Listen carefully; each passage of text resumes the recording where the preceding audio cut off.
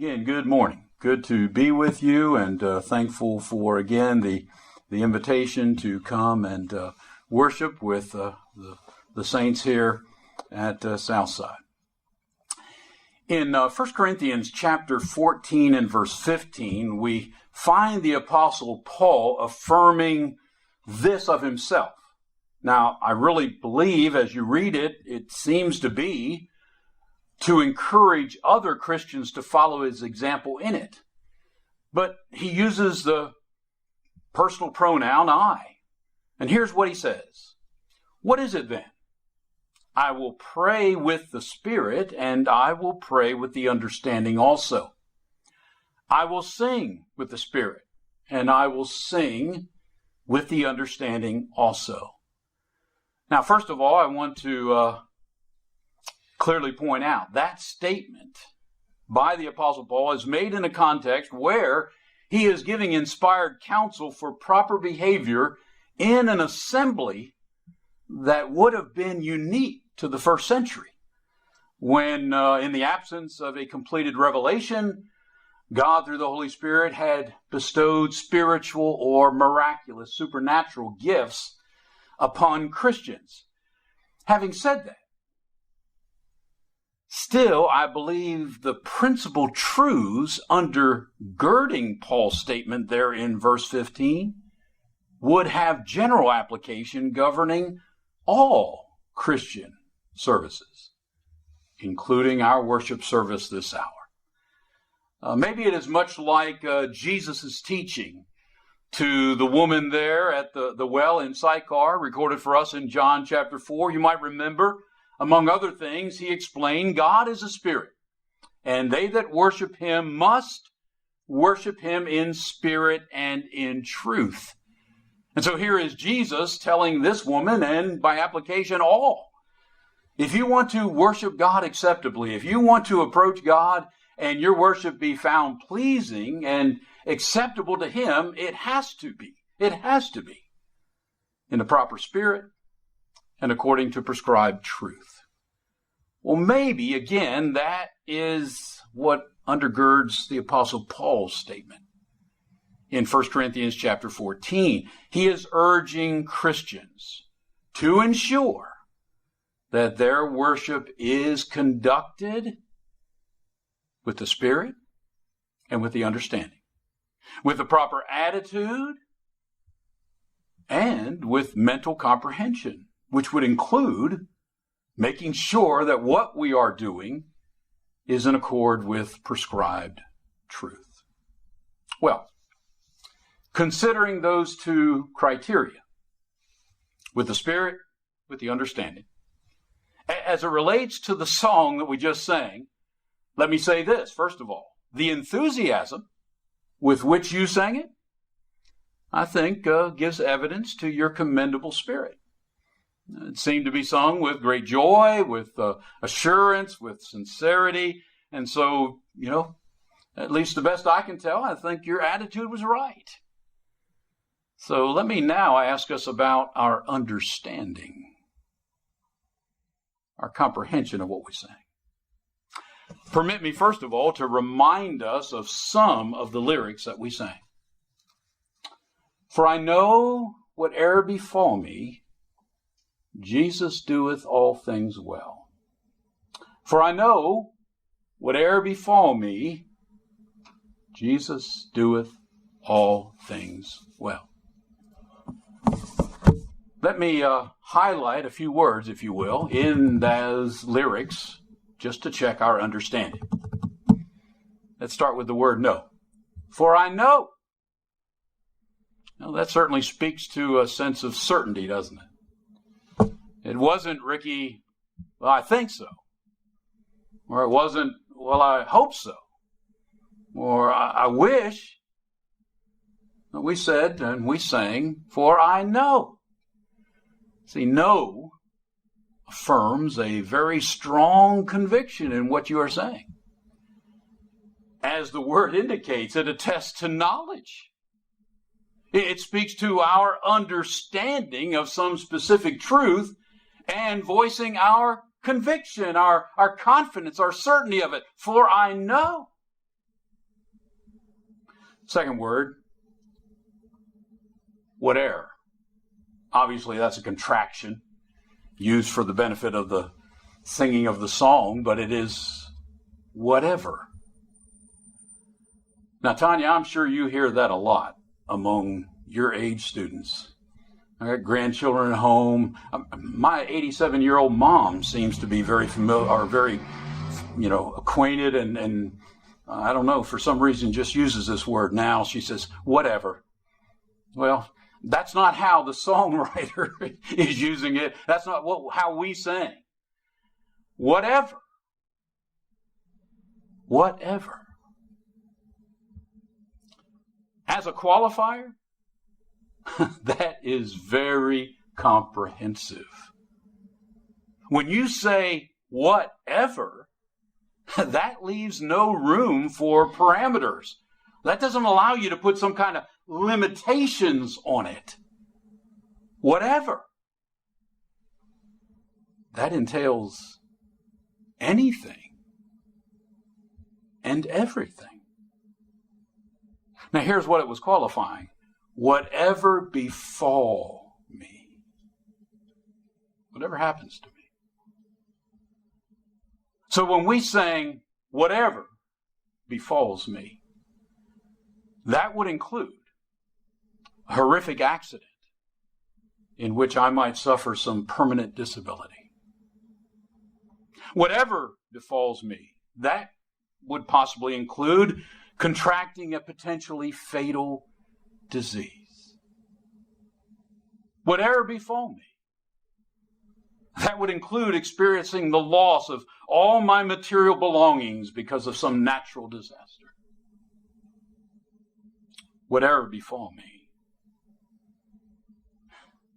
That would also include suffering some injustice at the hand of some unprincipled individual. Whatever befalls me. That would even include a life-changing interruption of some close relationship. Whatever befalls me. Yes, it would also entail the sudden death of a loved one. Please understand, the list just goes on and on. When you say, whatever befalls me, there are no limitations. There are no boundaries. There are no exceptions. It would include the ravages of war. It would include becoming enslaved or imprisoned. It would include being abused, or even raped. Whatever befall me. Well, with those words elaborated upon now, let's remember what we just sang. For I know, whatever befall me, Jesus doeth all things well. Please understand, I can't confer with the songwriter. But since I sang it, here was my understanding of the affirmation I was making. I am fully confident, I know, that regardless of what happens to me in life, Jesus, God, will always be found doing right. God will always in every way be doing what is well, what is best. Maybe we could phrase it in these words: regardless of what kind of external circumstances are attending my life, whether they are good or whether they are bad, that in no way alters the reality that God is good. God is righteous. God is just. God is always consistently doing well. Now, I said that was my understanding. Is that how you understood what you were singing in worship to God moments ago? For I know, whatever befall me, Jesus doeth all things well. Now that we've kind of expounded upon it, is that your truthful conviction? Is that your honest affirmation?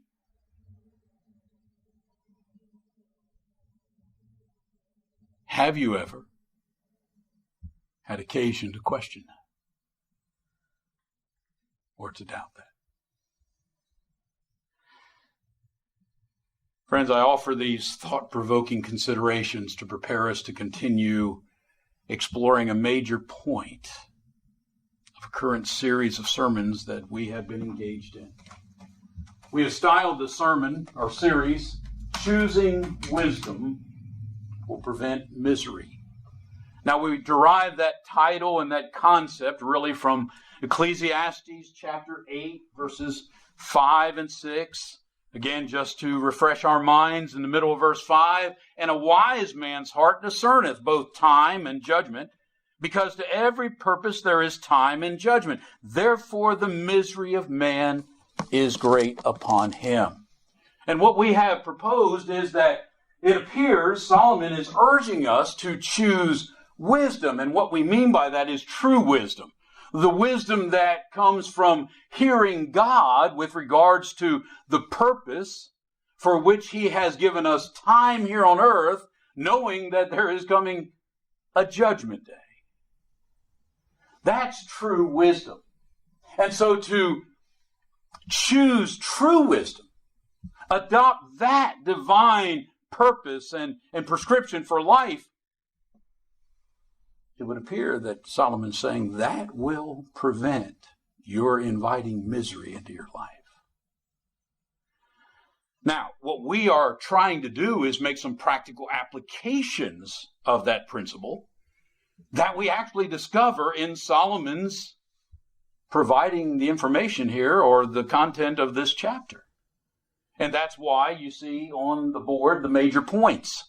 Because in verses 2 through verse 5, Solomon talks about accepting authority, being willing to surrender to, first of all, God's authority, but then by application, that's all authority. Because remember, all authority ultimately issues from God, the sovereign authority, who created this earth and is the architect of it. And so all these areas, all these social structures which God has ordained and put in place, well, you'll see most of them have an authority to which we are to surrender. You do that, well, it will go a long way in preventing your introducing misery into your life.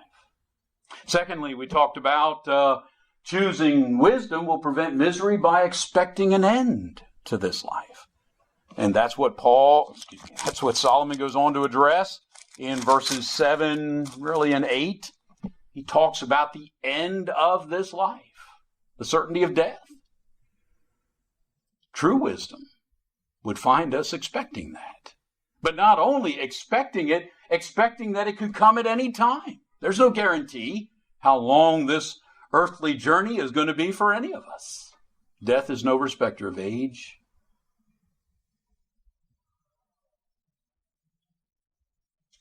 But then also, in expecting an end, true wisdom would remind us after the divine appointment of death comes the divine appointment of judgment. And that comes in Solomon's conclusion of this experiment of what life is all about. But then the last time we were together, we introduced a third application of the principle. Choosing wisdom will prevent misery by preparing for some perplexities in life. And that's where we want to resume. You see, situations, circumstances are going to arise as we live our lives under the sun. Please remember that's a recurring phrase that you're going to find in the book of Ecclesiastes, I think some 29 times. And you know, you have to read the context to really understand what Solomon is saying by that, but it clearly represents what time frame he's talking about under the sun. Now, sometimes it has a more limited application, I believe, as it relates to those who would look at life apart from God. But sometimes it seems he means just this life that we're living under the sun. But either way, as we are living this life under the sun, circumstances, situations are going to rise that are going to leave us a bit perplexed. Some things, to borrow some lyrics from our song, some things that are going to befall me and maybe befall others that are going to have me asking questions. Why? What does this mean? How am I supposed to understand this? Now, please understand, sometimes those questions don't come out audibly. Sometimes we wrestle with them inwardly.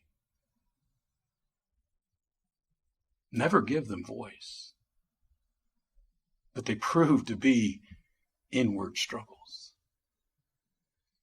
And we mentioned last week, these experiences that give rise to such perplexity and questions, they can fall into various realms.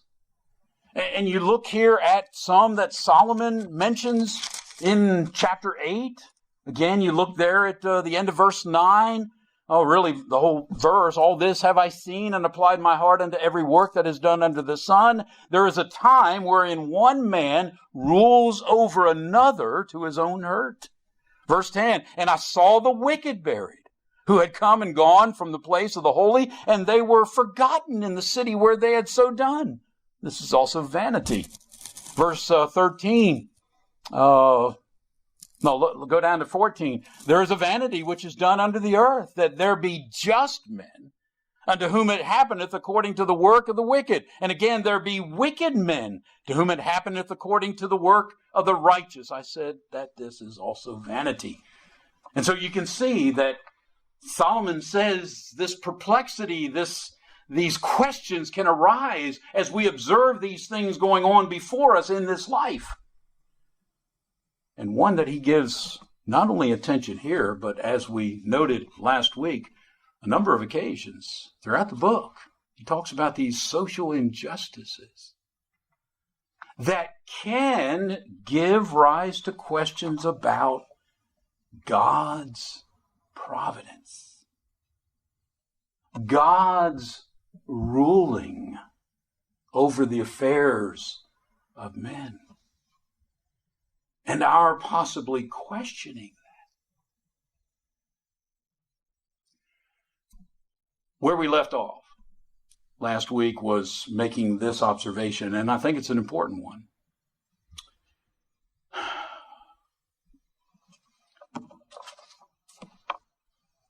Such perplexities that are brought on by life circumstances is not always owing.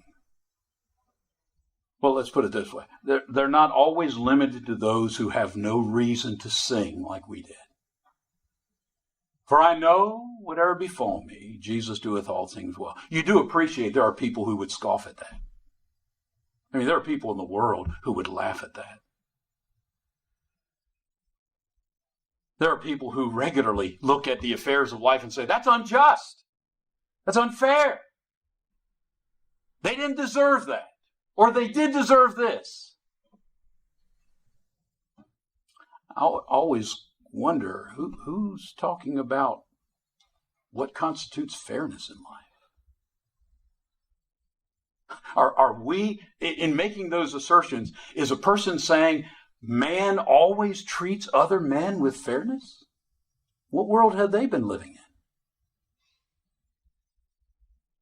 And I don't know. Again, I'm not making this accusation against them, but it's almost as though they are making that charge well above the station of man. And so it could fall at the feet of God, even though they might not even believe God. They're looking at the affairs and they're saying, this isn't fair, this isn't just. Who is that accusation made against? It doesn't appear to be made against men, because we know men are going to sometimes be unfair and unjust. If I recall correctly, I think it was during Katrina and the destruction that brought into the region of New Orleans. I remember hearing or reading somewhere, someone made this statement. Well, if there is an infinite designer, he has some explaining to do. See, Ricky, I don't expect those individuals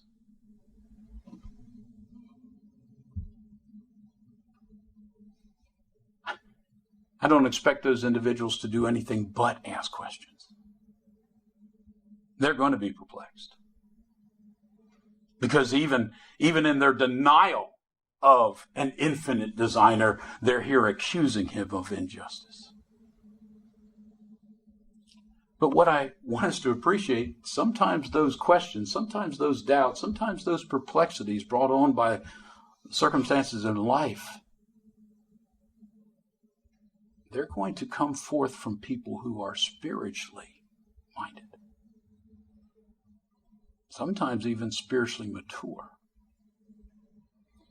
And so, the first evidence of that is just remember who's writing this. Ecclesiastes chapter 8, where Solomon speaks of these apparent injustices in God's moral governing of the universe. They're coming forth from Solomon. And we can't accuse Solomon of not being spiritually minded. He had lapses. And it is in those lapses that he brought misery into his life. But you remember, he was the one who, as he came to rule over God's people, came to his father David's throne, he was the one who was given an opportunity to ask anything. He wanted wisdom. And God granted him a wisdom in which God himself says, I have given you a wise and an understanding heart, so that there was none like you before you, and neither after thee shall any arise like unto thee. That's who we're talking about when Solomon raises these questions. Solomon is the one who seems at some point perplexed about what life is all about. To the point he's saying it's all vain, it's all vanity. To the point he says, I hate life. But he's not alone. He's not the only spiritually mature individual, if we want to characterize him that way, spiritually mature individual that is found asking questions, perplexed by things that are going on in life. Let me give you another. What about Job? What about Job? Do you remember how God, this isn't Job's peers, this isn't Job's wife or family, this is God. You remember what God said about Job? The Lord said unto Satan, have you considered my servant Job, that there is none like him in the earth? A perfect and an upright man. Perfect there, the idea of mature, spiritually mature, upright man. One that fears God and eschews evil. That's God's assessment of this man. Now, when those tragedies afflicted the life of Job, again, taking from him everything that he ever possessed, including his 10 children, when his health was robbed from him. Do you remember how he initially responded to that? I got to tell you, here is a spiritually mature individual. He loses everything. Verse 20, he rent his mantle, he shaved his head, and he fell down on the ground and worshipped. He said, naked came I out of my mother's womb, and naked shall I return thither. The Lord gave, the Lord hath taken away. Blessed be the name of the Lord. Again, after his health was taken, now his wife is even urging him, just curse God, die. He says, what? Shall we receive good at the hand of God, and shall we not receive evil? In all this, did not Job sin with his lips? Now, I wanted to emphasize that's how he initially responded to what was going on. Do those circumstances in his life ever cause him to ask questions? You are going to find, in reading the rest of the book, you are going to find a man who is perplexed. A man who is asking for answers to questions like, why? What have I done, God? How am I supposed to understand this? And he's got 3 theological friends who are trying to explain the answer, and he says, that's not it. And I still got questions. I remember one of the first times reading the book of Job, I almost found myself on the side of the friends. I almost was reading some things that Job was saying. I'm saying, Job, don't say that. Don't even think that, Job. Among them, look with me at Job 9. Look at Job chapter 9 a minute.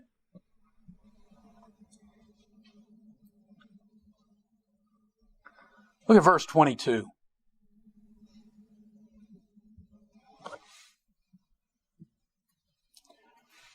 This is Job speaking. Go back to verse 1 and find that. There is one thing. Therefore I said it. He's talking about God. He destroys the perfect and the wicked. If the scourge slay suddenly, he will laugh at the trial of the innocent. He's talking about God. The earth is given into the hand of the wicked. That's God. He covers the faces of the judges thereof. If not, where and who is he?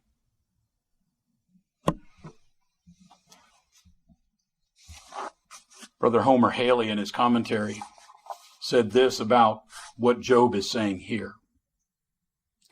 This is Job's harshest charge against the Lord. He rules the world with great power, which Job recognized, but not by moral standards of right and wrong, as evidenced by his own condition. Now, I don't want to read this. It doesn't have necessarily any germane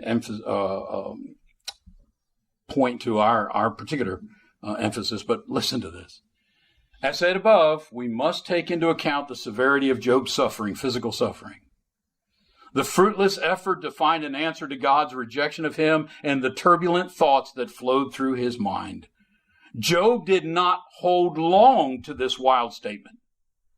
But before judging him too harshly, let us sit with him in the ash heap and try to see events through his eyes. Job has described the futility of his appeal.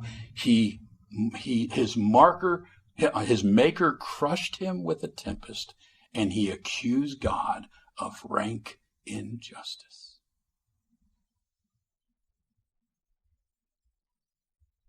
You think he was perplexed? Again, I think Brother Haley's comments are well taken. We got to try to put ourselves in Job's shoes, but here's a spiritually minded man of whom God said, he's perfect and upright. He fears me. And here is that man, so perplexed by what's going on in his life that he's charging God with injustice. Well, maybe that's not it. Maybe that's not what he was charging God with. Okay, let's listen to God. Turn over to Job chapter 40. Because God will eventually give Job the audience that he was looking for. But instead of answering his questions, he's going to ask Job some questions.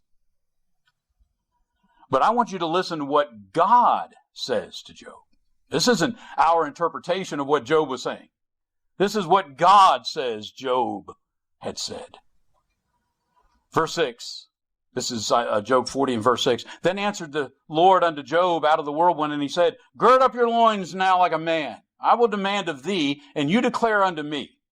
Will you also disannul my judgment? Will you condemn me that you may be righteous? I don't think we misunderstood Job, did we? God said the same thing. So you're going to judge me, you're going to condemn me, you're going to claim I'm unjust because of you're not understanding what's going on in your life. God said that's what he was doing. And all I'm asking us to consider is think about who this was that had these questions. All right, quickly. We got to get through two more quickly. How about Asaph? Asaph. Turn to the book of Psalms, Psalm 43. Psalm 73. Psalm 73 quickly. Now, this has been taken two different ways. A psalm of Asaph, as though he might have been the inspired penman. He is called in the Bible Asaph the seer, so he does seemingly have, the ability to speak by inspiration. Others believe it was a psalm by David that was given into the hands of Asaph, because Asaph was a chief leader of the worship of God.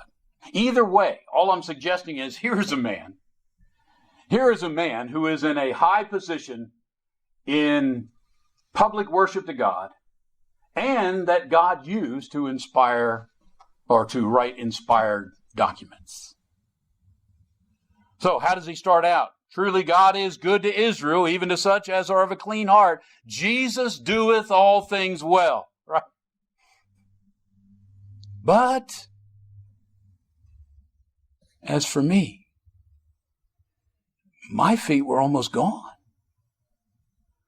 My steps had well nigh slipped. Wait a minute. The spiritual leader of God's worship? An inspired man? Claiming his steps? Had nearly given way. What was the problem, Asaph? For I was envious at the foolish when I saw the prosperity of the wicked. Listen to what he says later down in verse 8 about these men. They are corrupt. They speak wickedly concerning oppression. They speak loftily. They set their mouth against the heavens, and their tongue walks through the earth. Therefore, his people, God's people, return hither. They're constantly coming to God's throne. And what about them? Waters of a full cup are wrung out to them. Here they are. They're suffering the oppression of these wicked men who in their prosperity and pride believe they can just tread over anyone. And God's people are suffering at their hands. So much so that their daily diet is tears. Now, it's interesting to listen to how different commentators take verse 11, and they say, who are these? Are these those who, as God's people, are being oppressed, or are these the oppressors? How does God know? You can see the oppressor saying, I thought you had a God to protect you. How does God know? Is there knowledge in the Most High? What about if this was God's people? What if this is like Asaph, who is saying, doesn't God know? Isn't God aware of what is going on? Behold, these are the ungodly who prosper in the world. They increase in riches. Look at what Asaph is now questioning. Verily, I've cleansed my heart in vain. I've washed my hands in innocency. For all the day long have I been plagued and chastened every morning. Friends, was this a real struggle with this man? Look at verse 16. When I thought to know this, it was too painful for me. Here is a spiritual leader among God's people. Even the circumstances of life as he observed them could bring questions, perplexity. One final one. Habakkuk. I'll give you a minute to try to find it because it's a minor prophet. We don't use them very often, Ricky. But it's probably about halfway through the minor prophets. I should have marked it myself. But turn to Habakkuk. And remember, this is one of God's prophets.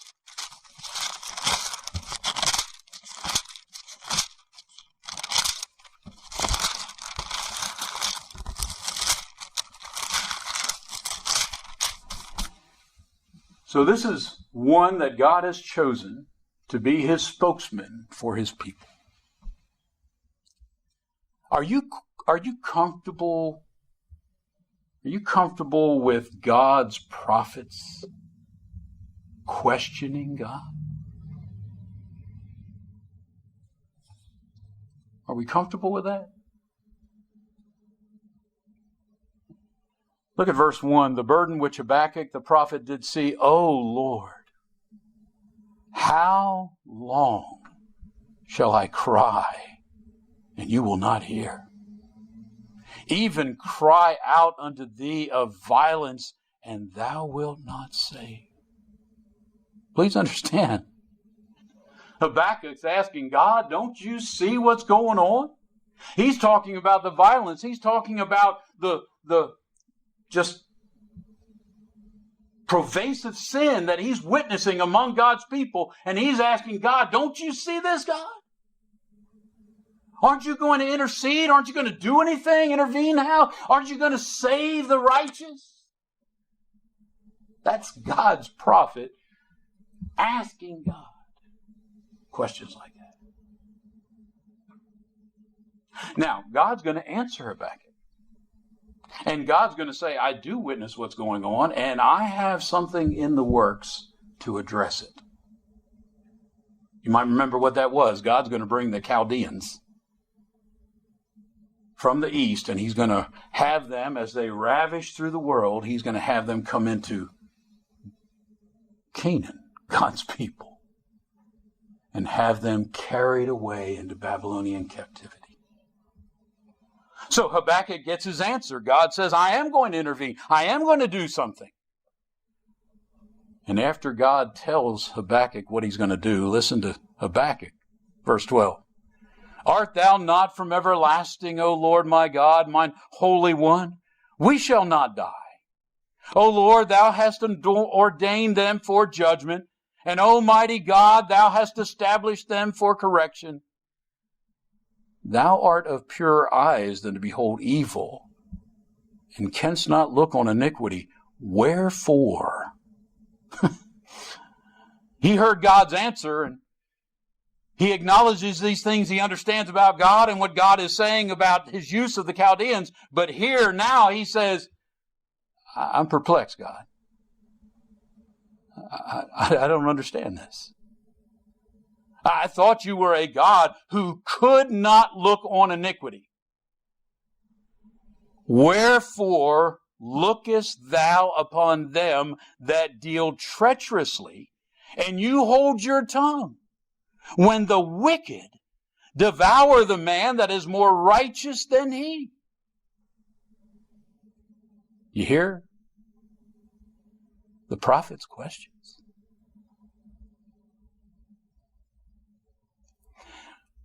We're past time and I can't read this, but Brother, again, Homer Haley in his commentary on the Minor Prophets makes some great observations here. He says, this is a perplexity for people. To see God using heathen nations, God using idolatrous people, God using people that have no regard for human life, and he's going to use them as his instrument to come in and chasten his people. And Habakkuk says, I hear your answer, God. I see you're going to intervene, but I don't understand how you can do that. Not with those people.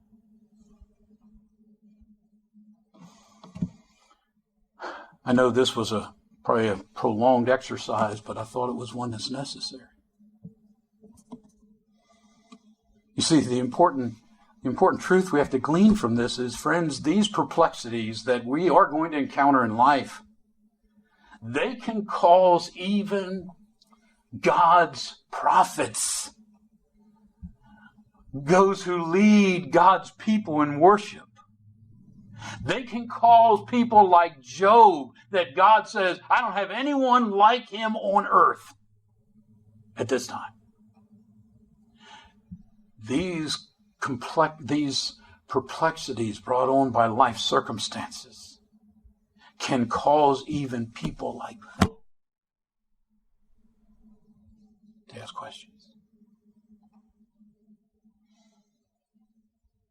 Now see, true wisdom begins by preparing for them. We haven't gotten to the solution. I'm sorry, Angie, you keep urging me down to point B. We're going to eventually get there, but I just want us to understand that maybe as we sing with all the confidence that we can, for I know whatever befall me, Jesus doeth all things well. That doesn't immune us. That doesn't insulate us from circumstances in life that can still cause us inwardly, maybe like Asaph. He said, I'm not about to speak this. I'm not about to talk to my children about this, but inwardly this is painful to me. I'm struggling with this. Now, thankfully, with regards to all of these, Solomon, Job, Asaph, and Habakkuk, we're going to come to see that after these momentary questions, after these lapses in how they should be wisely seeing things, they're going to adopt the remedy. And so the misery that they might have been inviting into their lives will be precluded. That's for a future lesson, Lord willing. But I just want us maybe, there's a verse in Romans 15 and verse 4, the things are written aforetime are written for our learning, that we through patience and comfort of the Scriptures might find hope. I've often wondered all that takes into account. But here's one particular application I find in that. How often do we look back and people under the old covenant, and we look back to the things that are written and preserved for us, and we find comfort. We take hope because of the failings of those spiritual giants who then were able to be rescued from momentary lapses. I just do want to make this point very quickly as we conclude. Angie, I was walking by the rack over there with the tracks, and I saw the man with slippery feet. And I picked that up, and guess who that's about? Asaph. If you'd like a little bit more study on that is a great track. We appreciate Angie making, kind of being our contact point from house to house, heart to heart, and bringing them to us. And this is a new one. I didn't remember seeing it before, and I wasn't even thinking of that. I just walked by there, and I looked at that title and said, the man with slippery feet. Now, immediately that should have came to my mind what that's talking about, and I had to open it up because I had been preparing for the sermon. I mean, I read, my feet had nigh slipped. But that's who that's about. And Brother Webster does a great job talking about what was it that nearly caused Asaph's feet to slip. Well, as it relates to our lesson, it's the perplexities of life we ought to prepare for. It's those things that happen that maybe we can't fully understand while they're unfolding before us. But, now you have to wait for the but. And that's what, Lord willing, we'll talk about next week. But I thank you for your kind attention. I do hope, again, that the emphasis of today's lesson is taken to heart. Wherever we might be in our spiritual walk, I don't think we're above sometimes being perplexed and even asking questions. Now we have to guard against what those questions will lead to. That's the important thing, I believe. And we'll come to see that, Lord willing, next week. If we can help any of you in your spiritual walk, for those who might not be Christians and you're listening to this on via our webpage, please contact us. Let us know how we can assist you.